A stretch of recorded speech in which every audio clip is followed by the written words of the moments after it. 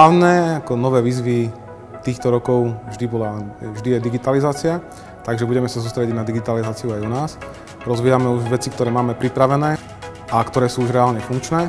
Verím, že sa nám bude dariť aj na poli nových výrobkov a so zavádzaním takisto nových procesov v rámci Lean.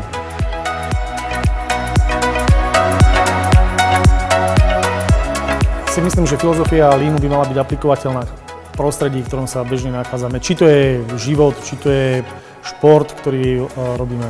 Na Lean sa pozerám z viacerých pohľadov. Jednak sa pozerám na Lean z pohľadu toho bežného dielenského života alebo firemného života, ale pozerám sa potom na ňu ako na koncept filozofie. Ako uľahčiť prácu vo všeobecnosti výrobnému systému. Z tej filozofie hľadať možnosti zlepšenia. Nie iba pre seba, ale hľadať možnosti zlepšenia aj pre ostatných. Chceli by sme Lean posúvať ďalej smerom zlepšovania procesov, hlavne čo sa týka štandardizácie a následnej robotizácie.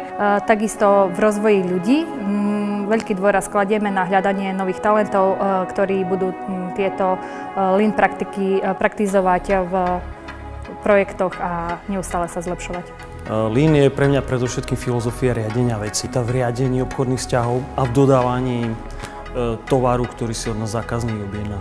Lean Summit je pre mňa predovšetkým inšpiráciou, ako aj vlastnú činnosť robiť lepšie, ako sa lepšie organizovať, ako lepšie organizovať našu prácu. Pre nás taký feedback o našich zákazníkoch, čo je pre nich dôležité, čo im prináša prospech.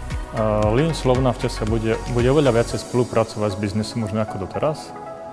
Pozrie sa v logistike na zvýšenie efektivity, pozrie sa na zvýšenie výťažnosti. Ideme priamo do operatívy zavádzať performance management, na základe ktoré sa budú generovať projekty priamo vo výrobe, zvýšenie spokojnosti zákazníkov a na hľadanie teritórií, kde dokážeme mať väčšiu maržu, ako máme teraz.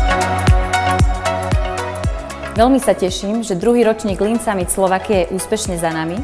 A je mi veľkou cťou, že naše pozvanie prijali významné osobnosti výrobného i nevýrobného sektora v rámci Slovenskej republiky i zahraničia. Pevne verím, že aj ďalší ročník bude takto úspešný.